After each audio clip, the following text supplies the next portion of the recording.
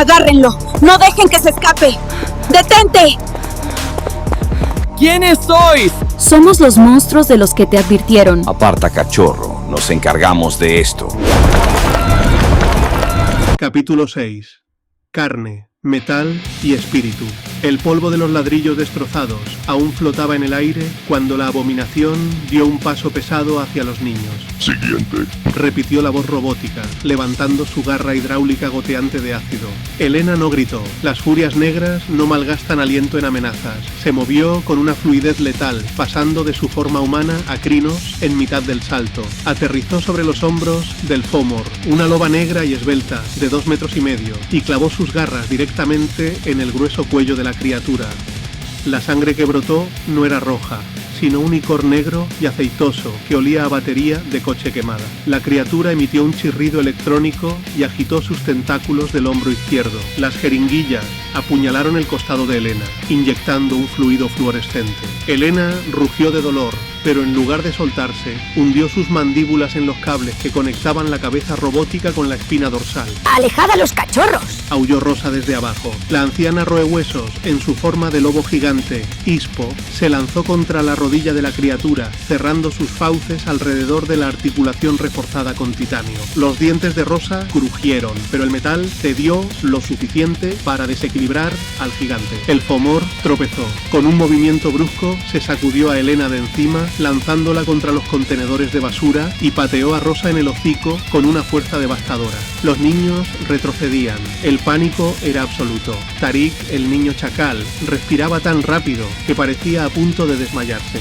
Maldito hardware del Paleolítico. Gritó Marcos, corriendo hacia la furgoneta de la que había salido el monstruo. Arrancó una pesada batería de litio del interior del vehículo con sus manos desnudas. Sus tatuajes rúnicos brillaban bajo su piel con una intensa luz azul. Kangi, ségame a ese hijo de puta. El viejo chamán Uctena, Kange, asintió. No cambió de forma. En su lugar sacó un puñado de polvo de hueso y salvia de su bolsa, y lo sopló hacia la criatura mientras entonaba un cántico gutural. Una nube negra y espesa, viva y arremolinada, envolvió la cabeza del Fomor. Eran espíritus del humo y la asfixia, tapando sus lentes infrarrojos. Error de visión. Recalibrando sensores ópticos.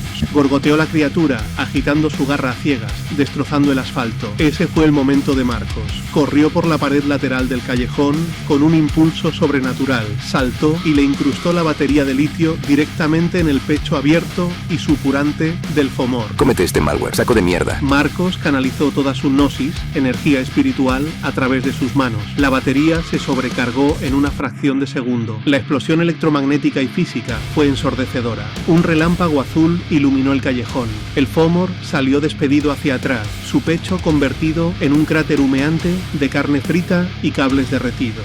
Los Garú jadeaban, reagrupándose alrededor de los niños. Declan emergió de los escombros de la pared tosiendo sangre, su mano quemada por el ácido regenerándose lentamente, con un repugnante sonido de hueso recolocándose, pero el silencio duró poco. Desde el suelo, el monstruo empezó a convulsionar. Su garra hidráulica se apoyó en el asfalto. Medio pecho había desaparecido, pero los fluidos del Wyrm dentro de él mantenían el motor en marcha. Sistema crítico.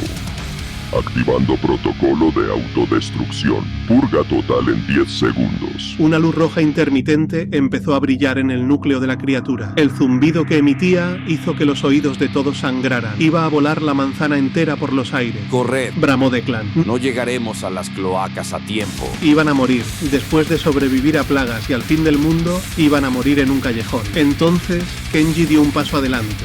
El niño japonés de 11 años, corpulento y silencioso, se separó del grupo. Llevaba su máscara de oso pardo. No parecía asustado, parecía inmenso. Niño, vuelve aquí. Le gritó Elena intentando agarrarlo. Kenji levantó ambas manos, cerró los ojos. Debajo del asfalto, a kilómetros de profundidad, algo respondió a su llamada. El espíritu del gran oso, el sanador, el pilar de la tierra. Kenji golpeó el asfalto con ambas palmas. No hubo ruido. Hubo una onda de choque silenciosa y verde. El asfalto debajo del Fomor se abrió como si fuera agua, convirtiéndose en barro puro y denso, tragándose a la enorme criatura cibernética. El barro envolvió sus circuitos, aplastando su núcleo explosivo, asfixiando el fuego del Wyrm con el peso inmemorial de la Tierra. Con un gemido sordo, el suelo volvió a solidificarse, atrapando al Fomor bajo 3 metros de roca y cemento. La luz roja se apagó, el zumbido cesó. Kenji se desplomó de rodillas, agotado, su máscara de oso resbalando por su cara sudorosa. Los Garú veteranos se quedaron paralizados, mirando el suelo intacto, donde hace un segundo había una bomba de 3 metros. Los poderes de los Gural, hombres oso, no se habían visto en el plano físico desde hacía una década. Kanji fue el primero en reaccionar. Corrió hacia el niño y lo levantó en brazos con una reverencia que rozaba lo sagrado. La madre no nos ha enviado solo guerreros. Susurró el chamán mirando a los otros niños con un nuevo asombro. Nos ha enviado a todas las especies. La alianza renace. A lo lejos, el sonido de rotores de helicópteros empezó a cortar la noche. Los equipos de limpieza corporativa de Pentex venían a asegurar la zona. Se acabó el espectáculo. Ladró Rosa, abriendo a empujones una pesada tapa de alcantarilla de hierro colado oxidado. ¡Al agujero! ¡Rápido! Bienvenidos al verdadero underground, cachorros. Uno a uno bajaron por la escalerilla hacia la profunda oscuridad del subsuelo de Madrid, dejando atrás el mundo de las pantallas y el asfalto y adentrándose en el dominio de las sombras. Interludio 2. Ecos en la oscuridad. Mientras la manada desciende por la escalera de hierro oxidado hacia los túneles del canal de Isabel II, el hedor a humedad y descomposición lo inunda todo. Pero para los Garú es el olor de la seguridad. El Wyrm apesta a químicos. La tejedora huele a ozono estéril. La basura orgánica y el barro de las cloacas. Eso es real, eso es Gaia herida, pero viva. En la penumbra, iluminado solo por la luz química de unas barras fluorescentes que Marcos ha roto, vemos las verdaderas caras de la desesperación y la esperanza. Crónica de los exiliados, parte 2. Declan, canto de sangre. Tribu Fianna, el bardo que se quedó sin canciones. Declan camina apoyado en la pared de ladrillo húmedo, apretando los dientes. Su mano derecha, la que atrapó el Fomor cibernético, es una masa humeante de carne viva y hueso expuesto. La regeneración Garú es un milagro biológico, pero duele como el mismísimo infierno. Con cada paso, los tejidos se entrelazan bruscamente, expulsando el ácido negro del Wyrm a través de los poros. A sus 35 años, Declan debería ser el corazón de un túmulo, cantando las gestas de sus ancestros con una pinta de cerveza negra en la mano. Los Fianna son los narradores, los apasionados, los guardianes de la memoria. Pero la memoria de Declan es un cementerio. Él recuerda Dublín en 2020, recuerda a su hermana menor, Parentela, tosiendo sangre en sus brazos mientras el virus de Pentex le devoraba los pulmones. Recuerda a su alfa, un lobo cobarde, ordenando la retirada. No podemos salvar la carne, pero salvaremos el espíritu, había dicho el alfa. El espíritu no vale nada si dejamos que asesinen a nuestra familia, respondió Declan antes de romperle la mandíbula a su líder y darle la espalda al puente lunar para siempre. Desde entonces, el pub de Declan en Dublín ha estado en silencio. Se quedó en la tierra para beber, pelear en callejones y buscar una muerte digna en combate que expiara su fracaso al no poder salvar a su familia. Pero ahora, mirando de reojo a los niños que caminan frente a él, siente que la melodía de Gaia vuelve a sonar tímidamente en su cabeza. Helena, ira de Artemisa. Tribu, furia negra. La espada rota de la diosa. Helena camina en la retaguardia, con los ojos brillando en la oscuridad, escudriñando cada conducto de ventilación. La sangre negra del Fomor mancha su camiseta de tirantes. A sus 25 años es la más joven de los veteranos, pero sus ojos tienen la dureza de obsidiana milenaria. Las furias negras siempre fueron las protectoras de los lugares sagrados, de las mujeres y de los niños. Eran implacables, feroces, la venganza encarnada de la madre. Pero cuando llegó el colapso, las grandes matriarcas de la tribu tomaron una decisión fría y utilitarista: sellar los puentes y preservar la pureza de la tribu en la umbra, abandonando a las mujeres mortales a los horrores de un mundo controlado por corporaciones misóginas y gobiernos títeres de Pentex. Helena, nacida en Atenas y criada en las calles, sintió un asco profundo. Si ser una furia negra significaba huir cuando las presas más vulnerables las necesitaban, ella prefería ser una paria. Se quedó en el mundo físico y canalizó su dolor en violencia, desmantelando redes de trata de personas controladas por el Wyrm a base de garras y dientes. Ahora, al ver a las niñas del grupo, Aisha, Chloe, Nadia, Elena, la niña jaguar, la loba que habita en su interior aúlla con un propósito renovado. Ya no lucha por odio hacia el Wyrm, vuelve a luchar por amor a la madre. El despertar de la carne nueva, parte 2. Chloe, avatar del cuervo / Corax, la hacker de los cielos. Chloe, 14 años, de Los Ángeles, no se ha quitado su máscara de cuervo. Camina con la cabeza ladeada. Sus movimientos son cortos, precisos y ligeramente espasmódicos, como los de un pájaro. En sus manos enguantadas sostiene un teléfono móvil completamente destripado. Lo está usando como un escáner improvisado de frecuencias. Antes del despertar, Chloe era una niña invisible en una mansión de Beverly Hills, ignorada por una madre adicta a los antidepresivos de Magadon Inc. y un padrastro ejecutivo de Hollywood. Su escape era la red. Chloe era una hacker prodigio, navegando por la Deep Web, robando secretos de corporaciones por puro aburrimiento. Su despertar ocurrió frente a 3 monitores brillantes. Estaba desencriptando un servidor de logística cuando las líneas de código empezaron a transformarse. Los ceros y unos se volvieron plumas negras. De repente, la pantalla la miró. Un inmenso ojo dorado, el ojo del sol, parpadeó en su monitor. No sintió la rabia física de los lobos, Garou, ni la fuerza sanadora de los osos, Gurahil. Sintió que su mente se expandía. Los Corax son los espías de Gaia, los bebedores de secretos. Desde ese día, Chloe puede ver el Wi-Fi, puede oír los susurros de los cables de fibra óptica, y cuando se pone la máscara, sus ojos reflejan verdades que la gente intenta ocultar. Ella fue quien interceptó los metadatos de la telaraña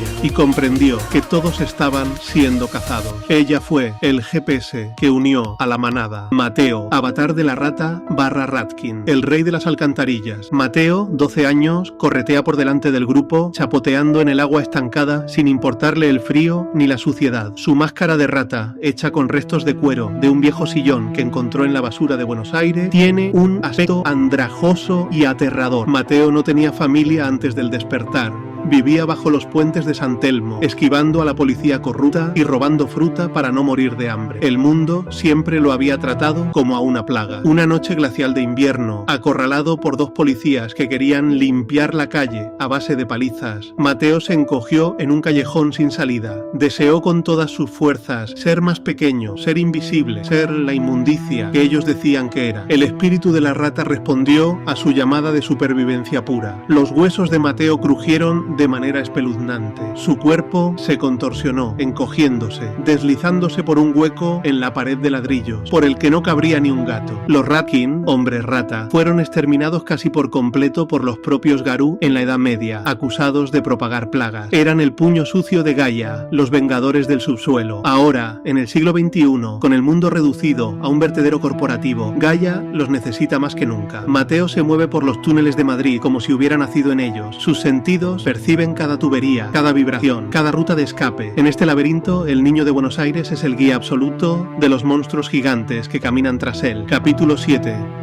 Reporte de daños en el tercer trimestre. Torre de cristal, planta 48. 4 Torres Business Area, Madrid. El despacho no tenía esquinas. Era un óvalo perfecto de cristal inteligente, acero pulido y luz blanca e impoluta. A través de los inmensos ventanales, la lluvia golpeaba la ciudad. Pero dentro, el silencio era absoluto, garantizado por inhibidores acústicos de grado militar. En el centro de la sala, una mesa de reuniones de mármol negro. Alrededor de ella, hologramas de alta definición parpadeaban. Eran los miembros de la junta directiva de la División Europea de Pente, proyectados desde Londres, Berlín y Ginebra. Físicamente, en la sala solo había 2 personas. El primero era Alejandro Vance, CEO de Iberia Endron, una de las subsidiarias más rentables de Pentex en el sur de Europa. Vestía un traje a medida de 5.000 euros que no tenía ni una sola arruga. Su rostro, estirado por cirugías plásticas financiadas por Magadon Inc., carecía de expresiones genuinas. Solo tenía la sonrisa plana de un tiburón. Frente a él estaba la doctora Ari Thorne, jefa de la división de I+D de biogenética aplicada. La doctora Thorne no parpadeaba a menudo. Llevaba un implante neural en la sien izquierda que parpadeaba con una luz azul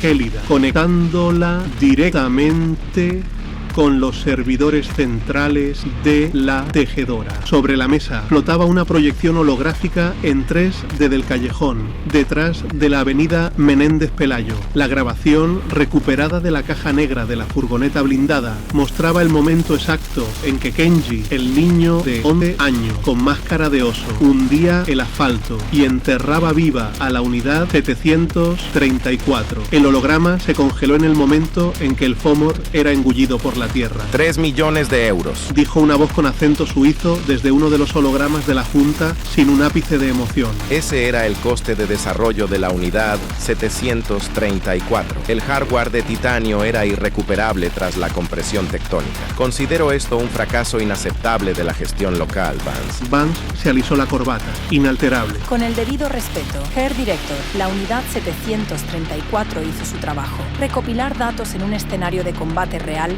contra anomalías de nivel alfa. Y los datos que nos ha proporcionado valen mucho más que 3 millones. Vance asintió hacia la doctora Thorne. La científica tecleó en el aire y el holograma del callejón se descompuso en cientos de gráficos de espectrometría y firmas energéticas. Analicen la firma térmica y espiritual del sujeto número 3, alias Kenji, dijo Thorne, su voz monótona y clínica.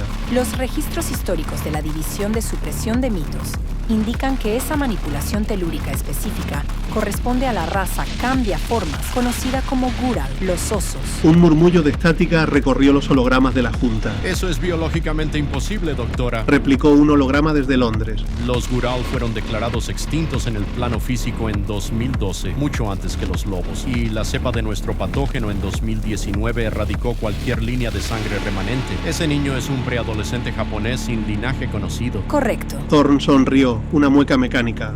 No hay linaje. He cruzado su ADN residual, recogido de la escena, con nuestras bases de datos globales de parentela. 0 coincidencias. Caballeros, estos 10 sujetos no son híbridos genéticos. La tejedora los detectó primero porque rompen las leyes de la física y la herencia corporativa. Thorne amplió la imagen de Kenji, Leo, Aisha y los demás niños, congelados en sus máscaras hechas a mano. No nacieron cambiaformas. Han sido habitados. Espíritus puros de un ecosistema que creíamos esterilizado se han anclado en recipientes humanos fértiles y desesperados. Es la propia biored del planeta intentando reiniciar el sistema. Gaia está intentando hackearnos. Vance se apoyó sobre la mesa, apoyando los nudillos en el mármol frío. La unidad 734 no estaba preparada para magia de ese nivel. Creíamos que nos enfrentábamos a críos mutantes y a 5 Garú viejos, rotos y obsoletos que se negaron a irse a la Umbra. Nos equivocamos. Esos exiliados ahora tienen un rebaño de pequeños dioses a los que entrenar. Si dejamos que estos cachorros crezcan y entiendan su poder, el apocalipsis que ganamos hace una década volverá a empezar. La sala quedó en un silencio sepulcral, solo roto por la lluvia contra el cristal. ¿Cuál es la solución propuesta, Vance? Preguntó el director suizo. El algoritmo de la telaraña ya no es efectivo. Han aprendido a desconectar a nuestros drones humanos. Vance ensanchó su sonrisa de tiburón. Sus ojos se oscurecieron, y por un segundo, el hedor pútrido del Wyrm traspasó su cara colonia de diseño. Si la fuerza bruta no funciona contra la Madre Tierra, usaremos a los suyos. Hemos localizado a la jauría en el sistema de alcantarillado, un entorno cerrado. Perfecto para una fumigación de precisión. Vance presionó un botón en su reloj inteligente. Las puertas dobles del despacho se abrieron con un siseo neumático. Una figura entró en la sala. No era un ejecutivo, ni un científico, ni un cyborg de carne supurante. Era un hombre alto, vestido con ropa táctica negra de grado paramilitar. Su cabello era blanco como el hueso, y su piel tenía un tono enfermizo, ceniciento. Pero lo más aterrador eran sus ojos. Carecían de pupila, siendo esferas completamente negras que parecían absorber la poca luz que había en la habitación. A su alrededor, el aire pareció pudrirse. Incluso los hologramas sufrieron interferencias estáticas por su mera presencia. Les presento al capitán Silas, dijo Vance, comandante de nuestro primer equipo de élite y un muy respetado danzante de la Espiral Negra. Los danzantes de la Espiral Negra, hombres lobo que hace milenios se volvieron locos y se entregaron en cuerpo y alma al Wyrm. Eran el reflejo oscuro de los Garú sádicos, letales y financiados por el presupuesto de defensa ilimitado de Pentex. Silas no miró a la junta, miró el holograma de los 5 Garú veteranos y los 10 niños, proyectados sobre la mesa. Su lengua, inusualmente larga y grisácea, lamió sus labios agrietados. He olido la sangre de canto, de sangre y de las furias desde los túneles. La voz de Silas era un crujido sibilante, como cristales rotos siendo masticados. Han manchado la pureza de la putrefacción con su esperanza. Vance asintió. Capitán Silas, quiero a los 5 adultos desollados y colgados en la sala de trofeos de I+D. Y quiero a los 10 niños, vivos. La doctora Thorne necesita recipientes espirituales para sus nuevos experimentos de biocorrupción. Silas sonrió, revelando filas de dientes aserrados, afilados de forma no natural.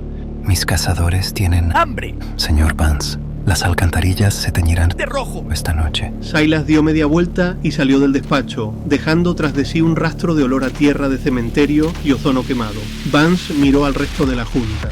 Damas y caballeros, el problema de los Therians se cerrará con éxito antes del amanecer.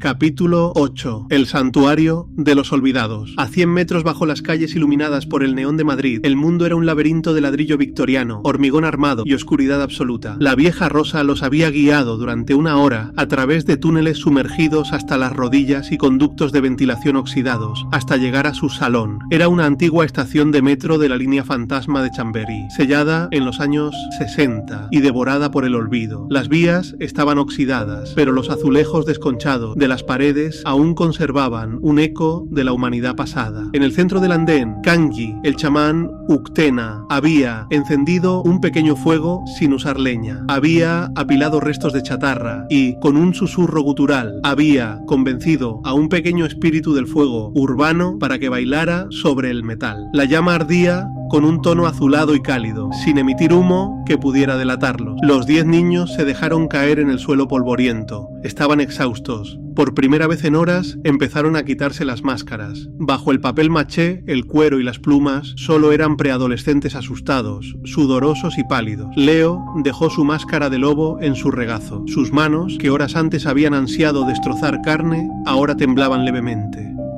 Aisha abrazaba sus rodillas, la máscara de gato colgando de su cuello. Declan estaba sentado contra una columna de azulejos, bebiendo de una petaca de plata abollada. Su mano derecha seguía siseando, la carne rosada y nueva tejiéndose dolorosamente sobre los huesos expuestos por el ácido del fómor. Elena vigilaba la entrada del túnel principal, una sombra negra e inmóvil. Marcos, código roto, cerró su tablet con un suspiro pesado y se frotó los ojos llenos de ojeras. Estamos fuera de la red. Ni la tejedora ni las subsidiarias de Pentex pueden triangularnos aquí abajo. La firma electromagnética es 0. Leo levantó la vista hacia Kangi. El anciano chamán estaba fumando de una pipa de madera tallada, sus ojos grises fijos en el fuego. ¿Qué era esa cosa de arriba?, preguntó el niño de Madrid, su voz ronca. ¿Y qué somos nosotros? ¿Por qué esa cosa quería matarnos? ¿Por qué nos estabais buscando? El silencio cayó sobre el andén, roto solo por el crepitar del fuego espiritual. Kangi exhaló una voluta de humo que tomó la forma de un árbol, marchitándose antes de desvanecerse. Para entender que sois cachorros, primero debéis entender que perdimos. Comenzó Kangi, su voz resonando con la gravedad de un cuento ancestral. Nosotros somos los Garú, cambiaformas, guardianes de la madre tierra, a la que llamamos Gaia. Hace siglos éramos legión, protegíamos el mundo del Wyrm, el espíritu cósmico de la corrupción, la enfermedad y la destrucción. Pero perdimos, interrumpió Declan, dándole otro trago a su petaca. En 2012 fue el apocalipsis, críos, y no hubo trompetas ni jinetes. Hubo corporaciones como Pentex comprando gobiernos, ejércitos privados y asfixiando al planeta con plástico, emisiones y codicia. Nos masacraron. Marcos tomó la palabra, acercándose a los niños. Para evitar la extinción total, nuestros líderes, los ancianos, pactaron con la tejedora. El trato era simple. Los cambiaformas abandonaban el mundo físico y se exiliaban al mundo espiritual. La tierra se quedaba para los humanos y las máquinas. Pero no todos se fueron, murmuró murmuró Chloe, la niña cuervo, acariciando las plumas reales de su máscara. Su mente analítica armaba el rompecabezas rápidamente. No, dijo Elena desde la sombra, sin darse la vuelta. algunos creíamos que huir era cobardía, nos quedamos en secreto, pero Pentex no olvida. En 2019 desataron el virus. Vosotros lo conocisteis como la pandemia global, pero su verdadero objetivo era nuestra parentela, nuestras familias humanas, los portadores de nuestra genética. Murieron millones, cortaron nuestra línea de sangre, se aseguraron de que no nacieran más Garú en la Tierra. Creían que Gaia estaba muerta. Continuó Kangi, arrodillándose frente a Kenji, el corpulento niño que había aplastado al Fomor. Creíamos que no quedaba esperanza hasta que aparecisteis vosotros. Kangi señaló a los niños uno por uno. No tenéis sangre Garú en vuestras venas. No sois parentela. Sois algo que no se ha visto desde el alba de los tiempos. Gaia, en su letargo agónico, ha usado sus últimas reservas de energía. Ha enviado fragmentos de su propia alma directamente a recipientes humanos receptivos. Espíritus puros de lobos, osos, gatos, cuervos, ratas. Vosotros sois la madre, intentando reiniciar el sistema desde cero. Sois su última jugada. Leo apretó los puños. Por eso nos llaman Terrians en internet. Por eso la gente nos miraba con odio. La telaraña. Asintió Marcos. El algoritmo de la tejedora sintió vuestra luz y trató de apagarla controlando mentes humanas débiles.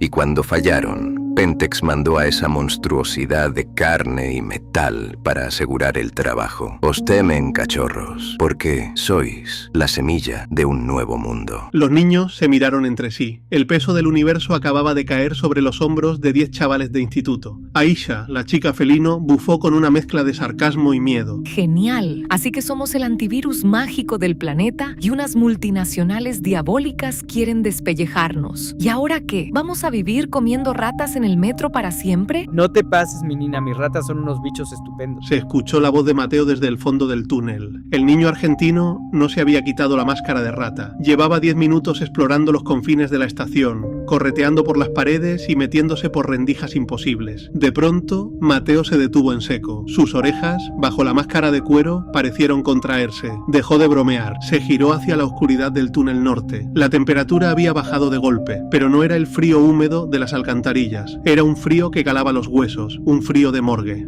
Capítulo 9. El olor de la espiral. Mateo cerró los ojos y respiró hondo. Su conexión con el subsuelo era absoluta. Podía sentir las vibraciones de los trenes a kilómetros de distancia, el flujo del agua en las tuberías maestras. Pero lo que sintió ahora no era de este mundo. La oscuridad del túnel norte parecía haberse coagulado. El silencio era antinatural. Las cucarachas que correteaban por las paredes se detuvieron y, presas del pánico, empezaron a devorarse unas a otras. Mateo olfateó el aire. No olía a la podredumbre tecnológica del Fomor. No olía a ozono, ni a aceite de motor, ni a plástico quemado. Olía a sangre vieja, a carne infectada, a cobre, a azufre y a locura química. Olía a radiación espiritual. Mateo retrocedió lentamente, sintiendo que un terror atávico le paralizaba las cuerdas vocales. Quería gritar, pero su instinto de presa le ordenaba guardar silencio absoluto. De repente, una mano áspera y huesuda agarró a Mateo por el hombro y tiró de él hacia atrás con fuerza. Era la vieja Rosa. La anciana roehuesos había estado dormitando cerca de una máquina expendedora oxidada, pero ahora estaba de pie, rígida como una tabla. Sus ojos, habitualmente nublados por las cataratas y el alcohol, estaban inyectados en sangre y abiertos de par en par. Sus fosas nasales se dilataban desesperadamente. Silencio, chico, susurró Rosa, y Mateo notó que la mano de la anciana temblaba, una Garú que había sobrevivido al fin del mundo y a plagas mortales, temblando de miedo. Rosa miró hacia la negrura del túnel. Su sentido del olfato, el más agudo de toda la manada, estaba descifrando el hedor que reptaba hacia ellos. No era un solo olor, eran 5. 5 firmas espirituales masivas moviéndose con la precisión de un escuadrón táctico, pero con la brutalidad de depredadores hambrientos. Y debajo del hedor a putrefacción y bilis negra, Rosa captó algo que le heló la sangre en las venas. Olía a lobo, olía a gnosis corrompida, olía a furia, Garú retorcida y violada por el Wyrm. No. susurró Rosa, retrocediendo a trompicones, empujando a Mateo detrás de ella. Pensé que las corporaciones los mantenían atados en sus bases militares, no aquí abajo. Mateo la miró, aterrorizado por la reacción de la anciana. Rosa, ¿qué pasa? ¿Vienen más zombies de metal? Ojalá lo fueran, cachorro. Ojalá lo fueran. La voz de Rosa se rompió. Se giró bruscamente hacia el andén, iluminado por el fuego de Kangu. ¡Declan! ¡Elena!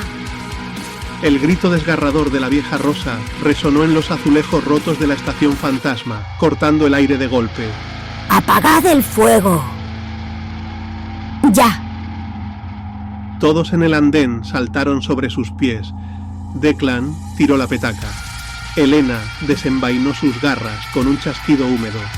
Marcos empuñó una escopeta recortada que materializó de debajo de su abrigo. ¿Qué pasa, Rosa? Nos han encontrado las máquinas, gritó Marcos, apuntando hacia el túnel. Rosa emergió de la oscuridad empujando a Mateo hacia el grupo. Las lágrimas de terror y rabia caían por las sucias mejillas de la anciana. Empezó a cambiar de forma, su cuerpo humano deformándose hacia el crinos gigantesco, pero su voz humana sonó una última vez antes de convertirse en un gruñido gutural. No son máquinas, son danzantes. Los danzantes de la espiral negra están en el laberinto con nosotros. Al escuchar ese nombre, Kang Ji ahogó un grito y pateó el fuego, sumiendo la estación en una oscuridad casi total. Declan palideció y un gruñido ronco y desesperado escapó de su garganta. Elena, la guerrera espartana, que no temía a nada, dio un paso atrás, interponiéndose entre el túnel y los niños. Si el escuadrón de la espiral está aquí, susurró Elena, sus ojos amarillos brillando en la negrura. Hoy no vamos a salir todos vivos de estas cloacas. En el silencio absoluto que siguió, desde la profundidad del túnel norte, un aullido rasgó la oscuridad. No era un aullido de lobo normal, era un sonido disonante, roto, lleno de estática psíquica y burla sádica. Un aullido que prometía no solo la muerte, sino la destrucción del alma misma. La cacería corporativa había terminado. Ahí empezaba la matanza. Interludio 3. La balada del Ronin y la araña. Lejos de las cloacas de Madrid, en una terraza azotada por el viento helado del Atlántico, al norte de España, un hombre de hombros anchos y cabeza afeitada observaba los acantilados de Finisterra. Su barba castaña estaba trenzada, con anillos de plata, deslustrada. Uno de sus brazos mostraba tatuajes de intrincados motivos celtas, cruzados por códigos de barras y escamas doradas, mientras que el otro permanecía encogido, casi marchito, bajo una pesada sudadera negra de tejido grueso, con el dibujo del árbol del mundo en la espalda. Se hacía llamar Steel Namarb, antaño un orgulloso Galiard de la tribu Fiana, hoy un fantasma. En la palma de su mano derecha caminaba una araña cibernética.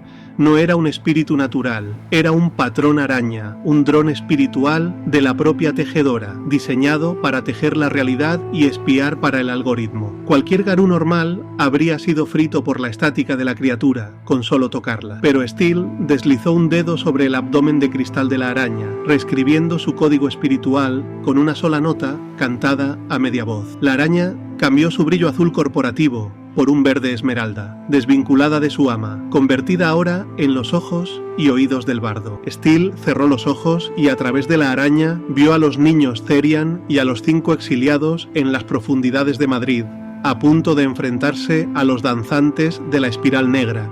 Sintió el impulso de saltar, de usar un puente lunar y destrozar a esos monstruos corruptos, pero no lo hizo. Apretó el puño, deshaciendo a la araña en polvo de píxeles, y suspiró. Los cronistas solo observan. Se recordó a sí mismo. La historia debe desarrollarse por sí misma. Él ya había intentado forzar la historia una vez, y el mundo aún sangraba por su culpa. Si rebobinamos el reloj hasta la primera década de los 2000, el nombre de Steel Namarb no se susurraba con desprecio, sino que se gritaba en los mosh pits de media Europa y América. Él y su manada, una amalgama de los guerreros más letales, indisciplinados y precoces de los últimos días, viajaban en una furgoneta destartalada haciéndose pasar por un grupo de folk metal, Lágrimas de Gaia. Eran estrellas del rock para la parentela y un dolor de cabeza constante para los ancianos. Mientras los líderes de los túmulos debatían en círculos, Lágrimas de Gaia actuaba. Incitaban a los jóvenes, fortalecían a los parientes humanos, y para horror de los Garú más puristas, forjaban alianzas esporádicas con chupasangres, vampiros, magos arrogantes y hadas desterradas. Steel sabía que el Wyrm operaba en las sombras del mundo moderno, y Gaia necesitaba todas las armas de la noche, fueran del linaje que fueran. El punto de no retorno ocurrió en 2009. Steel residía en el sur de España, guardián de un antiguo puente lunar que conectaba directamente con el corazón espiritual de su tribu, el túmulo de Tara, el septo de la Tri Espiral, en Irlanda. Aquel día, Steel cruzó el puente con una urgencia que le quemaba la sangre. Había recibido una visión. Llegó a la corte de Lard Reich, el gran rey de los Fianna, irrumpiendo en la sala de los ancestros. Exigió la palabra para advertir de que un dragón espiritual estaba siendo corrompido en el lejano oriente, una bestia diseñada para ser el epicentro de un maelstrom que abriría las puertas físicas al Wyrm. Denunció que la tejedora ya estaba posicionando a sus títeres políticos a nivel global para la guerra. Las naciones cambiaformas debían atacar primero, pero Ludwig, el galiar principal del gran rey, un vejestorio fornido como un roble y con la lengua empapada en veneno, se rió de él. Bromeó sobre las alianzas profanas de Steel y su banda de músicos callejeros. Steel, joven, impetuoso y con la rabia a flor de piel, no discutió. Descolgó el pesado laúd de roble de su espalda y se lo partió en la cara al viejo Ludwig con un crujido espantoso. El anciano cayó a plomo tras un vuelo de 1,5 metros. La Guardia Real desenvainó sus armas. Entre la multitud de cachorros asombrados que observaban la escena, había un jovencísimo Declan, canto de sangre, con los ojos abiertos de par en par ante la audacia del forastero. Pero Steel no se detuvo. Como la ley dictaba que un Galliard tenía derecho a la palabra mientras mantuviera su canto, y Ludwig iba a dormir la mona un buen rato, Steel canalizó su gnosis y empezó a cantar a capela. Cantó la visión del dragón, del metal fundido, del veneno invisible. Cantó con tanta fuerza que los pilares del túmulo lloraron savia. Fuera de la sala, sus dos mejores amigos, su verdadera familia, Arset, un bestial camada de Fenris, y Raven, una implacable furia negra. Esperaban contando historias de guerra a los cachorros, confiando en que su líder convencería al rey. Pero el gran rey no escuchó. Ningún señor de ninguna tribu lo hizo. Demasiado miedo, demasiadas rencillas antiguas de las guerras de la rabia. Así nació la Marcha Ronin, o, como la llamarían los libros de historia, Garú, el ejército de la vergüenza. Al ser ignorados, Lágrimas de Gaia hizo un llamamiento desesperado a los marginados. Apenas 1000 Fera, Garús exiliados, Bastet solitarios, Ratkin de las alcantarillas e incluso magos y vampiros que entendían la amenaza, respondieron. Cruzaron el mundo en secreto, y a principios de 2011, asaltaron el inmenso cubil de los danzantes de la Espiral Negra bajo Fukushima. Fue una carnicería que desafiaba la descripción. 1000 contra decenas de miles de Fomori, danzantes y horrores arañas. Vencieron al dragón, detuvieron el Maelstrom. El precio fue el colapso de la central nuclear sobre sus cabezas, un sacrificio que creyeron que compraría décadas para Gaia, pero se equivocaron. La radiación no era solo física, era pura corrupción espiritual del Wyrm. Steel, destrozado y sangrando, vio cómo la historia se repetía. Igual que los míticos aulladores blancos, descendieron al abismo y se convirtieron en los danzantes de la Espiral Negra. La energía corrupta del dragón moribundo se aferró a la desesperación de los jóvenes Garú. En las profundidades colapsadas de Fukushima, Steel tuvo que hacer lo impensable. Sus dos últimos adversarios, rabiosos, babeando fango negro y con los ojos inyectados en la locura del Wyrm, fueron Arset y Raven. Mató a sus mejores amigos para salvar sus almas. Cuando la guerra del apocalipsis estalló oficialmente un año después, los ancianos culparon a Lágrimas de Gaia. Dijeron que el asalto provocó al Wyrm, y cuando vieron a antiguos miembros de la Marcha Ronin liderando las tropas de asalto corporativas, el nombre de Steel fue maldecido para siempre.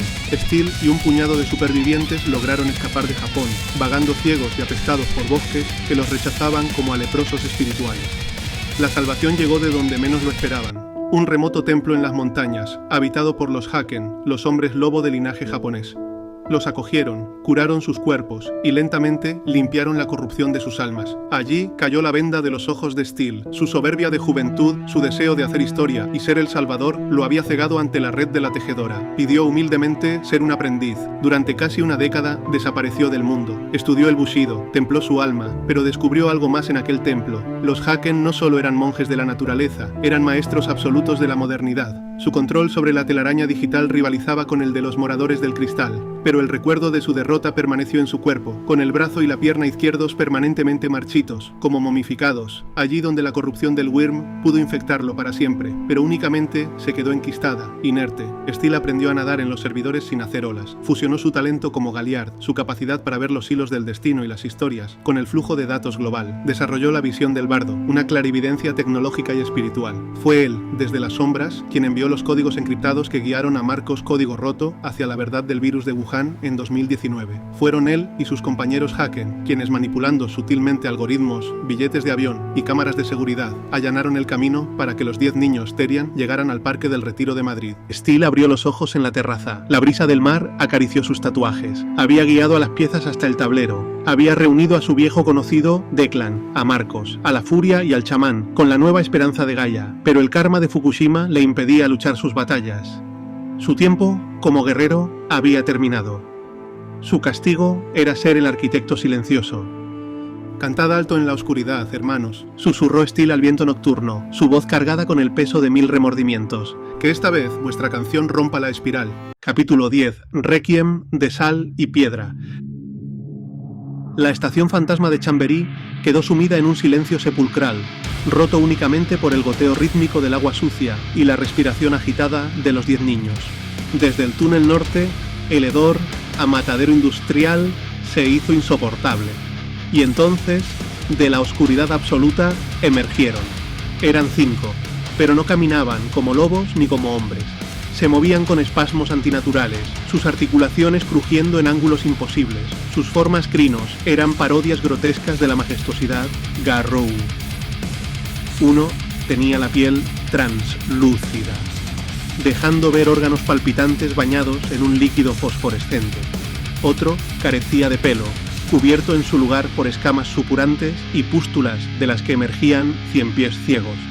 Pero el líder, el capitán Silas, era la verdadera encarnación de la pesadilla. Su pelaje era blanco ceniza, manchado con runas talladas en su propia carne y rellenadas con plomo derretido. De sus fauces babeaba fuego fatuo, Vale Fire, una llama verde y radiactiva que consumía el oxígeno a su alrededor.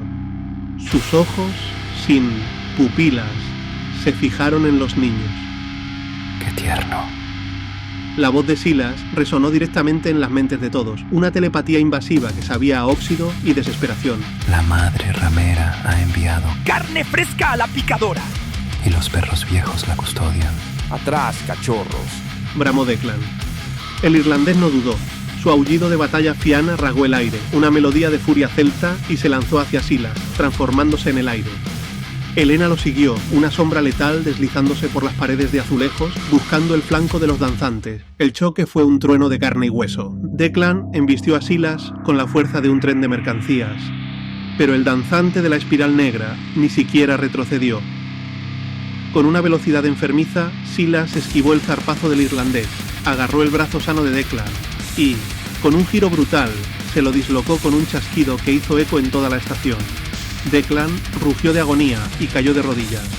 Elena decapitó a uno de los danzantes menores en un solo movimiento fluido, su garra de obsidiana cortando carne corrupta. Pero antes de que el cuerpo decapitado cayera, sus garras se dispararon en un espasmo post-mortem, clavándose profundamente en el vientre de la furia negra.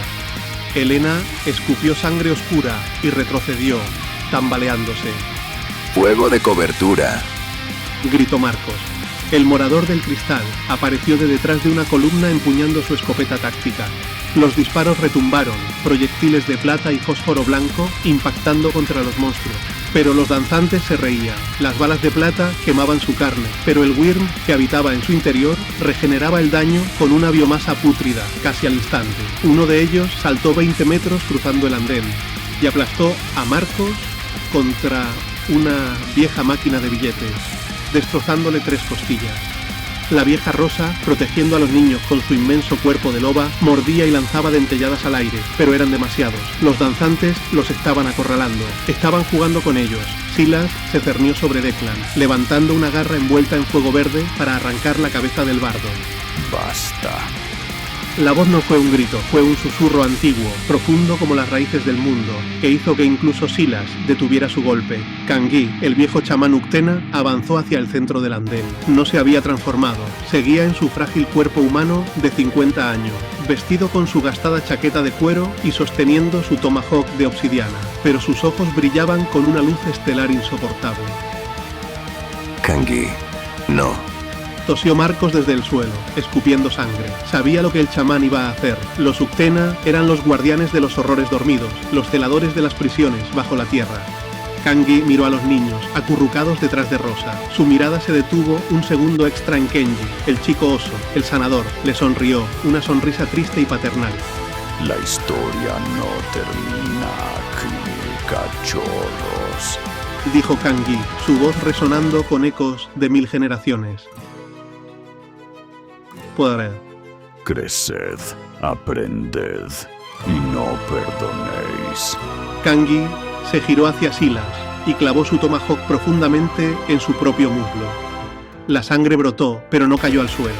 Flotó en el aire, dibujando glifos geométricos de un poder aterrador. Kangi comenzó a cantar en una lengua muerta antes de la primera edad de hielo.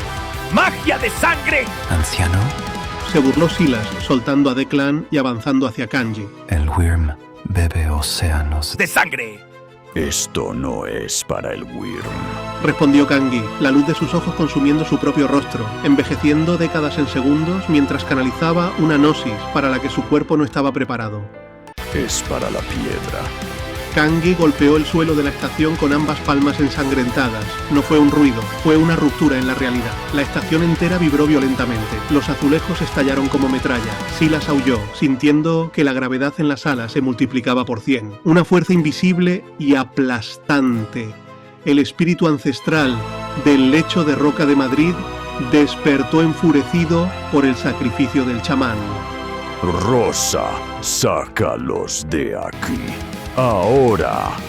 Rugió Kangi, su cuerpo empezando a resquebrajarse, literalmente convirtiéndose en piedra y sal, desde los pies hacia arriba. Rosa no lo dudó. Agarró a Declan del cuello de la camisa con sus fauces. Marco se arrastró como pudo, y los niños corrieron empujados por el terror hacia un conducto de drenaje profundo que Mateo había descubierto. Silas, luchando contra la presión tectónica que lo aplastaba contra el suelo, extendió su garra envuelta en fuego radiactivo y atravesó el pecho de Kangi de lado a lado. El chamán Uktena, el pilar espiritual del grupo, el único que comprendía la verdadera naturaleza de los Therian, fue empalado. Pero Kangi no gritó. Con sus últimos estertores de vida, atrapó el brazo de Silas, su carne petrificándose alrededor de la extremidad del danzante, fusionándolos a ambos al suelo de la estación. La madre ha despertado, susurró Kangi, y su tomahawk cayó al suelo resonando como una campana fúnebre. El andén colapsó. Toneladas de hormigón armado, acero y tierra cayeron desde el techo de la bóveda, sepultando a Kangi, a Silas y a la vanguardia de los danzantes de la espiral negra bajo una luz de destrucción absoluta. En las profundidades, un nivel más abajo, en la oscuridad de los túneles de drenaje, el estruendo fue ensordecedor. Una nube de polvo asfixiante los cubrió. Cuando el terremoto cesó, el silencio que siguió fue el más pesado que jamás habían sentido. Declan estaba apoyado en la pared húmeda, acunando su brazo roto, llorando en silencio. Elena se tapaba la herida del vientre, mirando hacia arriba, hacia las toneladas de escombros que ahora los separaban del nivel superior. Marcos golpeó el agua sucia con su puño sano, maldiciendo a la tejedora, al Wyrm y a su propia debilidad. Kangi había muerto. Su guía, su sabio, el abuelo que los había mantenido cuerdos en el exilio, se había convertido en polvo para comprarles una oportunidad. Leo, el niño con la máscara de lobo, se acercó al túnel colapsado. Se quitó la máscara de papel maché, dejando ver su rostro de 12 años surcado de lágrimas y manchado de polvo.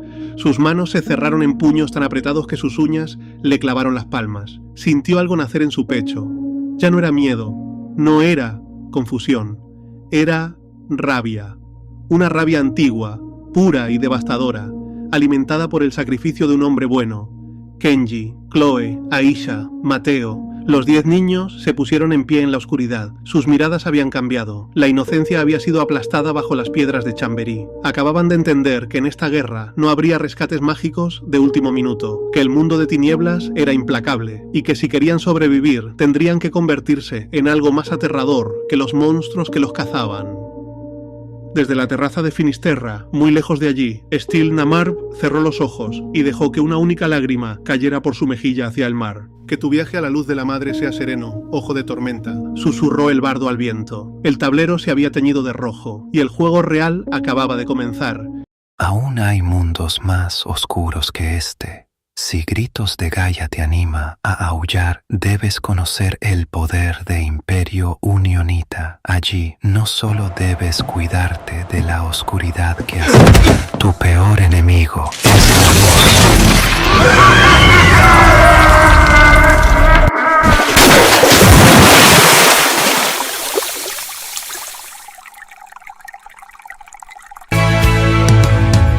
Y aunque la noche fue larga y el miedo un puñal, siento en mi pecho un latido, un despertar total.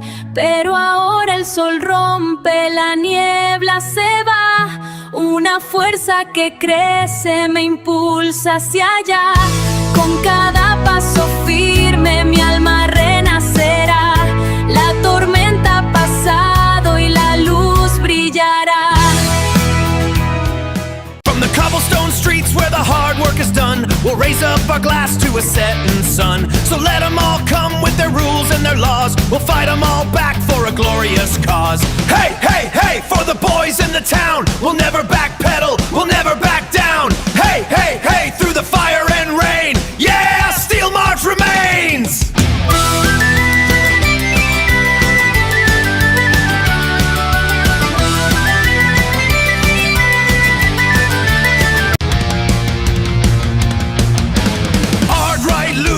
Listen to my warning, the Weaver's worm is coming, storming. Fianna! Steel Namar remains. Fianna! Break the Weaver's chains. Arset's Raven sees the global threat. The army of shame has paid the debt. Steel Namar, march on! Steel Namar, march on! Woke up with code bleed in my veins. Just another number in their dirty games. Glitch in vision, time to break the chains. Cut the wires, burn the skies. Feed the glitch and watch them die. Steal our freedom, pay the price. Pay the price.